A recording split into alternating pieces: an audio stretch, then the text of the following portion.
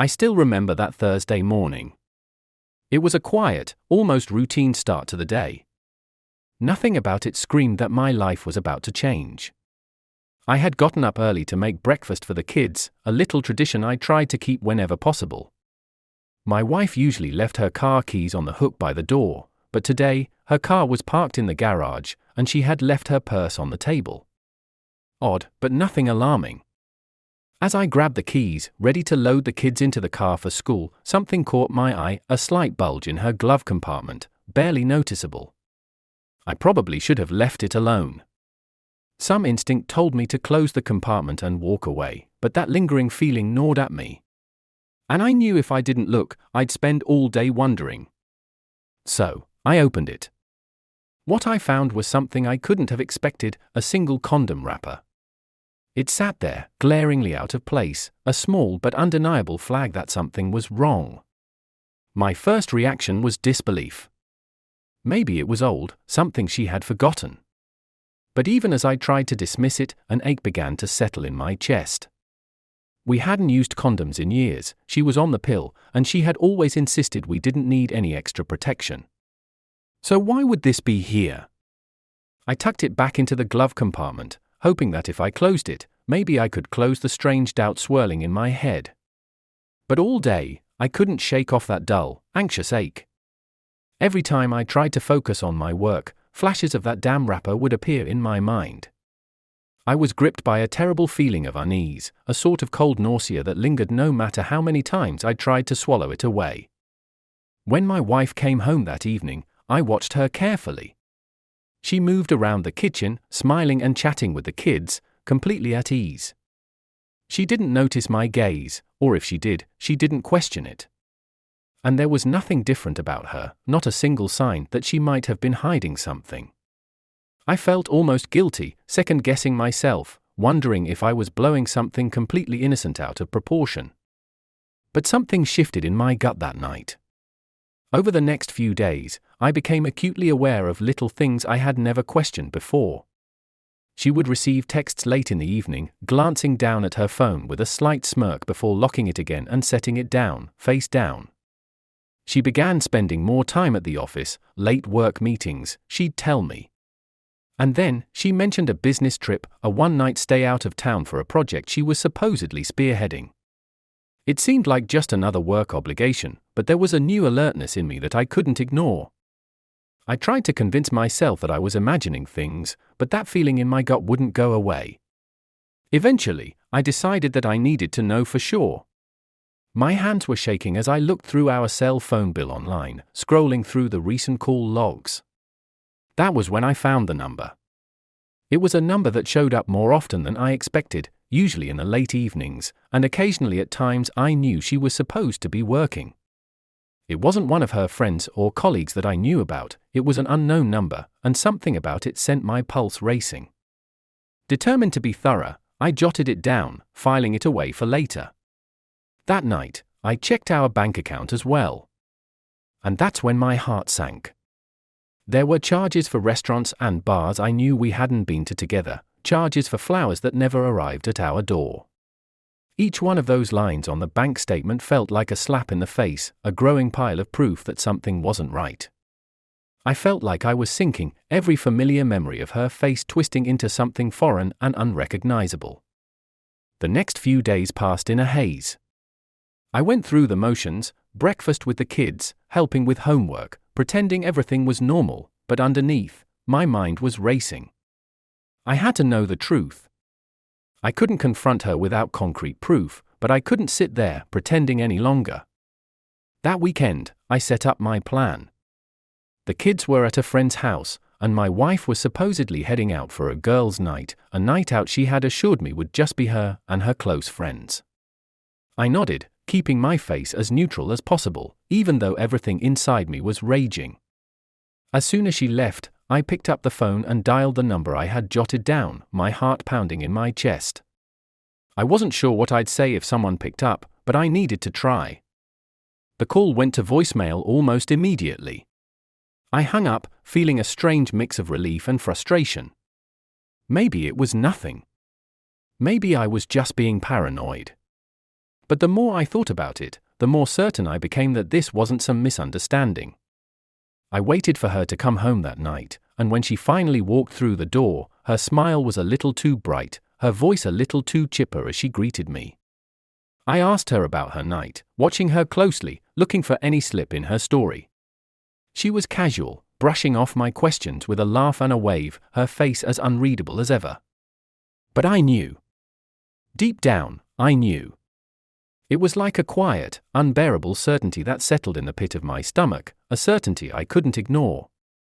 That night, after she went to bed, I made the decision to see a lawyer. I needed to protect myself and my kids, to make sure that whatever happened, we would be safe. In the morning, I told her I had a work meeting and left early, driving straight to the lawyer's office. I laid everything out for him, the phone calls, the strange charges, the condom wrapper I had found in her car.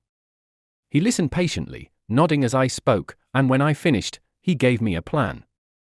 Over the next week, I followed every step. I transferred half of our joint savings to a new account, one under my name, and documented every single strange transaction I found in our records. I felt a strange sense of relief as I went through the motions, as if taking action somehow lessened the crushing weight in my chest. I was preparing myself, steeling myself for the moment when I would finally confront her with everything I knew. As the final step, I drafted the divorce petition, carefully going over every detail. I wanted full custody of the kids, our home, and everything that mattered most. This wasn't about vengeance. It was about ensuring that I could protect myself and my children from the damage her choices were about to unleash on our lives.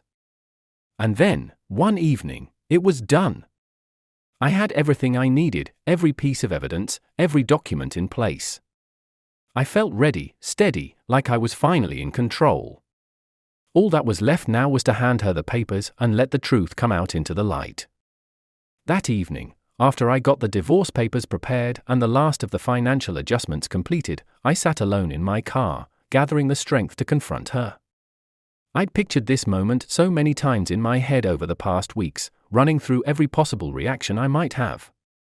Maybe I'd yell, maybe I'd demand answers, maybe I'd finally lose my cool. But as I took a few deep breaths and steadied myself, I realized that rage had faded into something else, something quieter and colder. When I got home, the kids were finishing up their homework, and my wife was in the kitchen, humming softly as she cooked. She smiled when she saw me walk in, that familiar look that used to make me feel welcome, but now it only felt hollow. "Dinner will be ready in a few minutes," she said casually, as if everything were as perfect as it looked.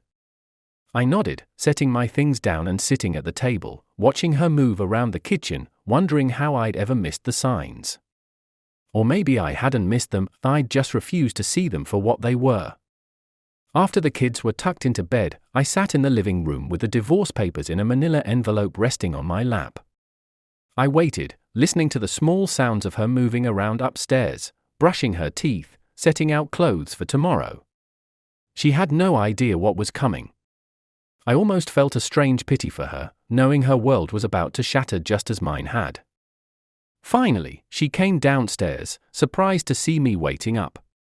"I thought you'd be in bed by now," she said, sitting beside me on the couch. I took a deep breath. "We need to talk." Her smile faded slightly, but she forced it back, trying to keep things light. "About what?" I handed her the envelope. "Open it." She took the envelope, a hint of confusion flickering in her eyes as she peeled back the flap. The look on her face changed as she pulled out the papers and began reading. Her eyes widened, her mouth falling open slightly as she flipped through the documents, her fingers shaking. What is this?" "It's exactly what it looks like," I said, my voice steady. She glanced up at me, her eyes wide with a mix of fear and disbelief. You can't be serious." "Oh, I'm serious," I replied, a bitter smile tugging at the corners of my mouth. "I've been serious ever since I found that condom wrapper in your car."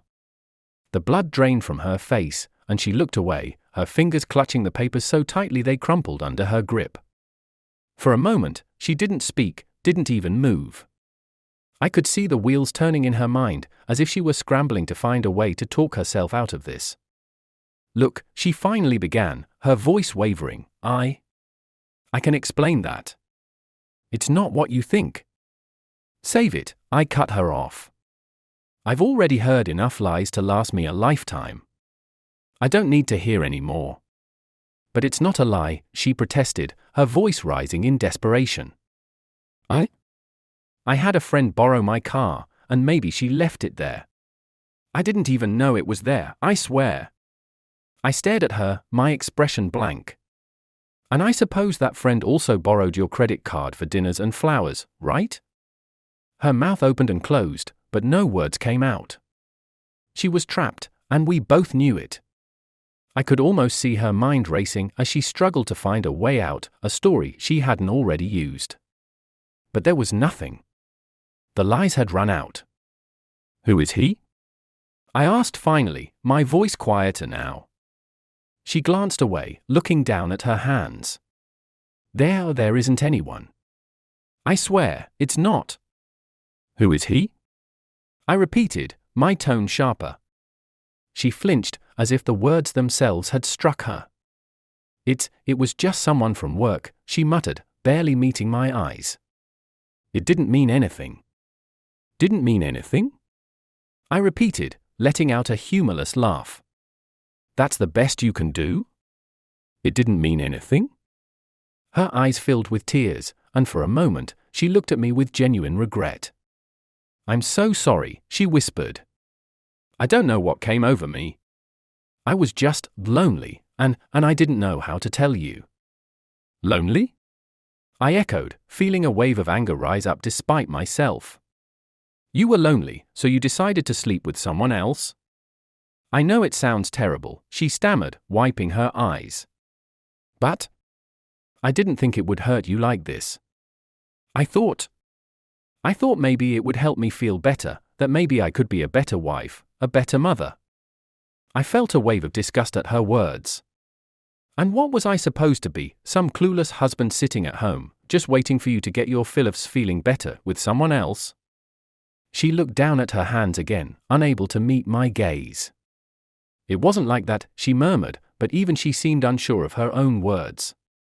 I shook my head, feeling a strange mix of rage and sadness, a hollow ache that settled in my chest. "You know what? It doesn't matter," I said, my voice quiet. "None of this matters anymore. You made your choice, and now I'm making mine." She looked up at me, panic flashing in her eyes. "Please," she whispered, reaching out to touch my arm, but I pulled back, out of her reach. "Please, don't do this. Don't throw everything away over one mistake."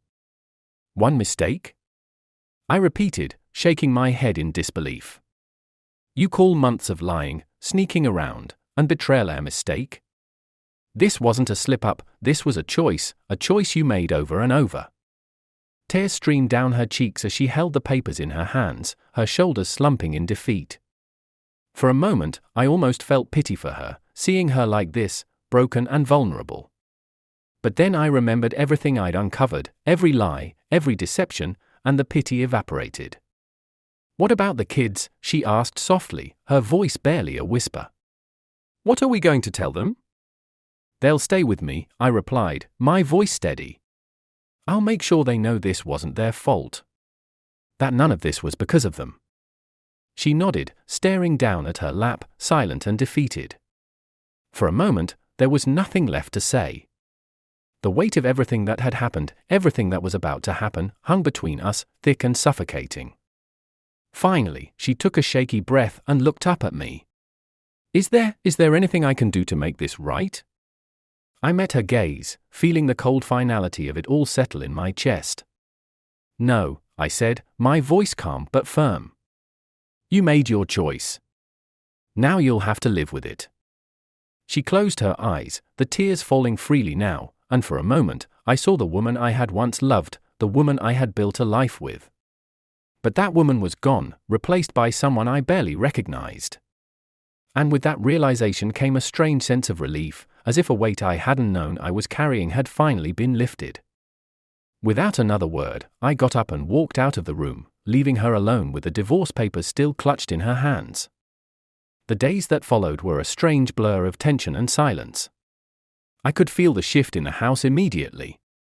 The comfortable rhythms of our life had been broken, replaced by a strange, tense quiet that settled over everything like a heavy fog. Every interaction with her felt forced, as though we were both too aware of what lay between us.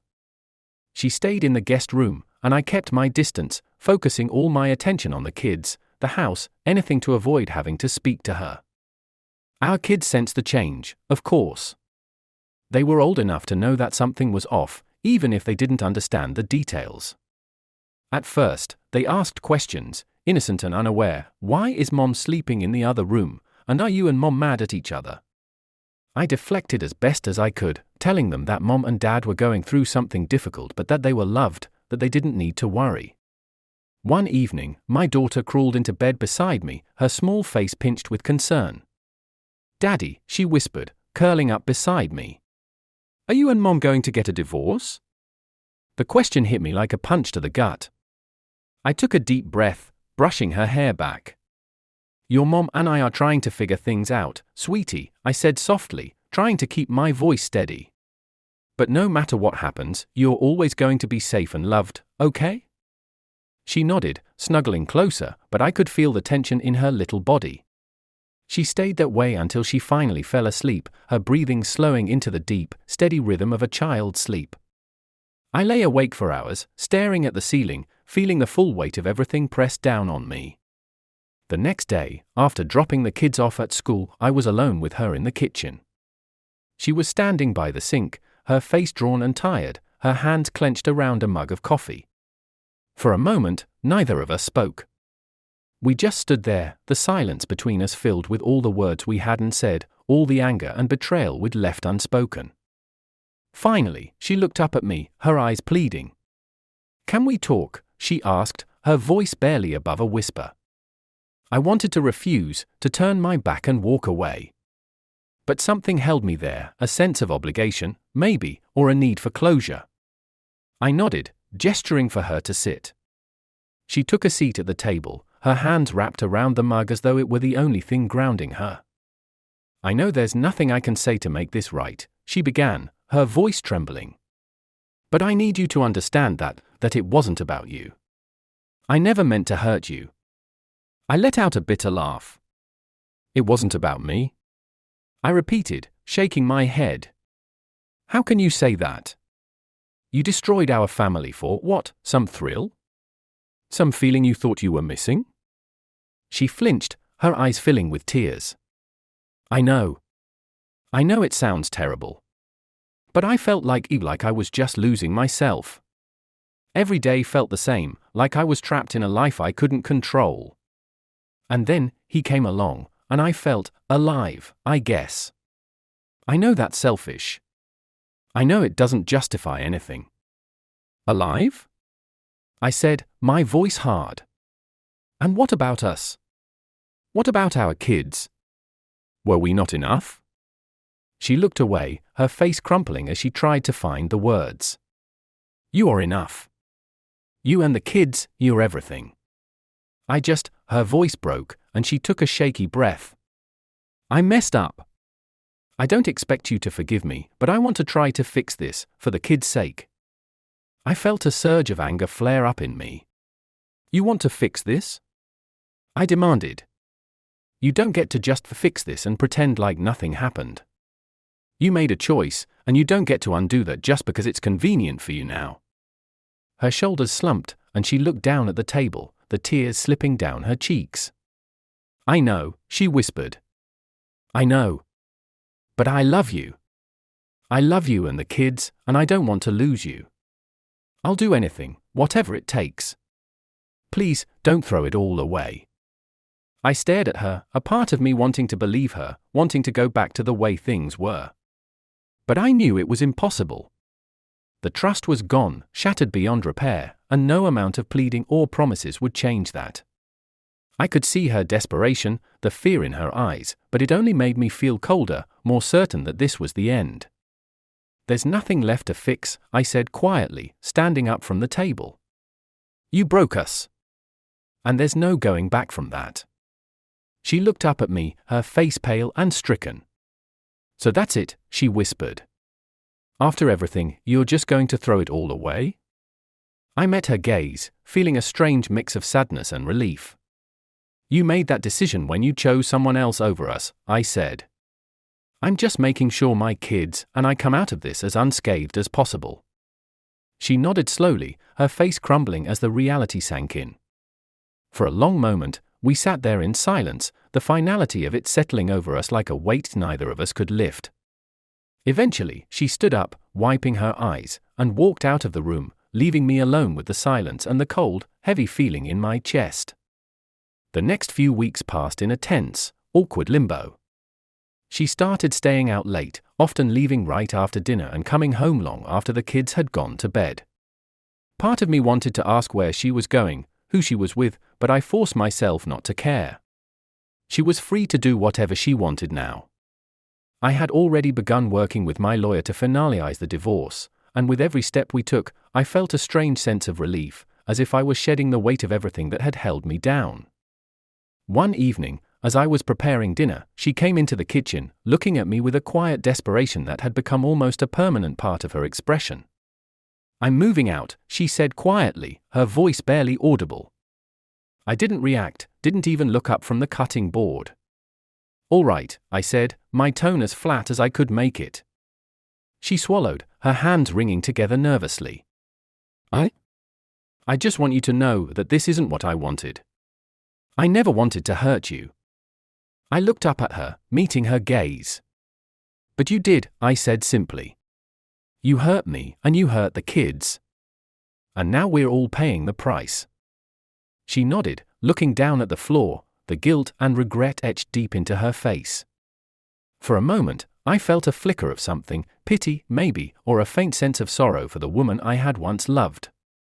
But it was fleeting, quickly replaced by the cold certainty that this was the right decision, that there was no turning back. She moved out the following week, taking only a few of her things. I watched her go, feeling a strange, hollow ache settle in my chest. The kids didn't understand, of course, but I tried to explain it as best I could, telling them that sometimes people grow apart and that their mom and I still loved them very much. They cried, clinging to me as though I might disappear too, and I held them, feeling their small, warm bodies pressed against me as I promised them I wasn't going anywhere. That night, after they were asleep, I sat alone in the quiet of the house, feeling the finality of it all settle over me. The house felt different now, emptier, but also lighter somehow, as though a storm had passed and left everything in its wake. The pain was still there, a dull, throbbing ache that I knew would take time to fade, but I also felt something else, relief, maybe, or a sense of freedom that I hadn't felt in years. I poured myself a drink, raising the glass to the empty room. It was over. And as much as it hurt, I knew I had done the right thing. For myself, for my kids, for the life I still had ahead of me. This chapter was closed, and as I sipped the drink, feeling its warmth spread through me, I realized that I was ready to turn the page. In the months that followed, I started to settle into a new kind of life. The kids and I developed a rhythm, and the house began to feel like ours alone, a sanctuary for just the three of us. I poured everything I had into being present for them, filling our time with weekend trips, game nights, and simple routines that kept us close. The memories of what happened still lingered in quiet moments, but day by day, the pain dulled, replaced by a cautious optimism. I was doing my best to rebuild, to give my children the sense of stability they needed. One Saturday evening, I was cleaning up after dinner when my phone buzzed with a call from an unknown number. I almost ignored it, but something made me pick up. On the other end was a woman I'd never spoken to, but she introduced herself as my ex-wife's sister. We hadn't been close during our marriage, only crossing paths a few times at family gatherings. Her voice was hushed, trembling. "I'm so sorry to call like this," she said, "but I thought you should know, there's been an accident." The world stilled around me as she explained that my ex-wife had been involved in a serious car crash on her way back from an out-of-state work event. She was in critical condition, unconscious in a hospital room hundreds of miles away. I barely processed what she was saying, my mind drifting to the kids upstairs, blissfully unaware, and to all the feelings I had tried so hard to bury since the divorce. For the next 2 days, I went through the motions like a robot, arranging for someone to look after the kids and buying a plane ticket to the city where she lay in a hospital bed. I didn't know what compelled me to go. I had every reason to stay, every right to keep her in the past. But as the plane took off, I felt a gnawing sense of dread that I couldn't ignore. No matter what had happened between us, she was still the mother of my children, still a part of the life we had shared. When I arrived at the hospital, her sister met me in the hallway, her eyes red-rimmed and weary. She hugged me tightly, something I hadn't expected, and led me to the room where my ex-wife lay motionless, surrounded by the steady hum of machines. She looked small, fragile, a ghost of the woman I'd once known. I stood there, staring at her pale face, feeling a torrent of conflicting emotions surge through me: anger, pity, sorrow, and something deeper, something I didn't want to name. The doctors told us it was touch and go. They weren't sure if she would wake up or what condition she'd be in if she did. The damage was extensive, and the odds were slim. Her sister stayed by her side, but there was something that kept me there too, something unresolved that held me in place beside the hospital bed. I wanted to hate her, to turn my back and walk away, but I couldn't bring myself to leave. I stayed for hours, watching the slow, shallow rise and fall of her chest, listening to the relentless beep of the machines. At some point, her sister slipped out to get food, leaving us alone. It felt strange, being in this room with her, a silence hanging over us that was heavier than any argument we'd ever had. I leaned back in my chair, staring at the ceiling, feeling the ache of all the things we'd left unsaid. Without realizing it, I began to speak, my voice barely above a whisper. "I didn't want it to end like this," I said, the words slipping out into the quiet room. "I wanted us to have a chance to fix things, to make things better for the kids. But you made your choice, and I had to make mine." My voice cracked, and I found myself blinking back tears, the anger and pain rising up like a wave that threatened to drown me. "I didn't hate you, you know," I continued, my hands clenched tightly. "I wanted to, but I couldn't. I hated what you did, what you put us through, but part of me still wanted you to be okay. I didn't want this." As the hours passed, I drifted off to sleep in the chair, exhausted by the weight of everything that had happened, everything that I still carried. I woke to the soft, familiar voice of her sister, gently touching my arm. She looked down at me, her face tight with a fresh wave of sorrow. She didn't make it," she whispered, her voice cracking. The words hit me like a punch, my chest tightening with a grief that caught me off guard. I stood, staring at her lifeless form in the hospital bed, feeling the terrible, painful finality of it all. I felt a deep, aching regret, not for our broken marriage, but for the things that would never be mended, the questions that would never be answered. The end had come, swift and unyielding, leaving behind only echoes of what once was. I stayed with her sister to help arrange everything. The funeral was small, and I sat in the back with the kids, holding their hands as they wept quietly, too young to fully understand the permanence of loss. I watched the casket, feeling the weight of all the years we'd spent together, the life we'd built and destroyed, and the pieces left behind. In the weeks that followed, life settled into an eerie normalcy. The kids went back to school, and I returned to work, but something in me felt hollow, as though I'd lost more than I'd ever truly realized.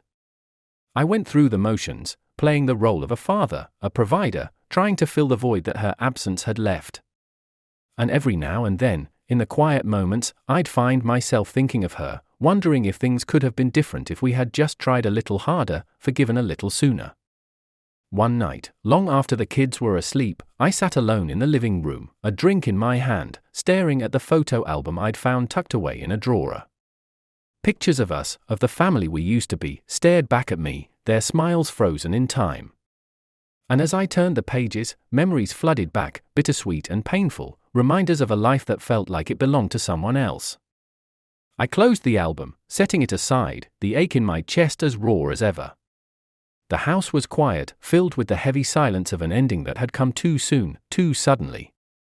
And as I sat there, alone in the darkness, I realized that some things, some wounds, never truly healed. They simply faded, becoming part of who we were, a quiet, haunting reminder of all that we had lost.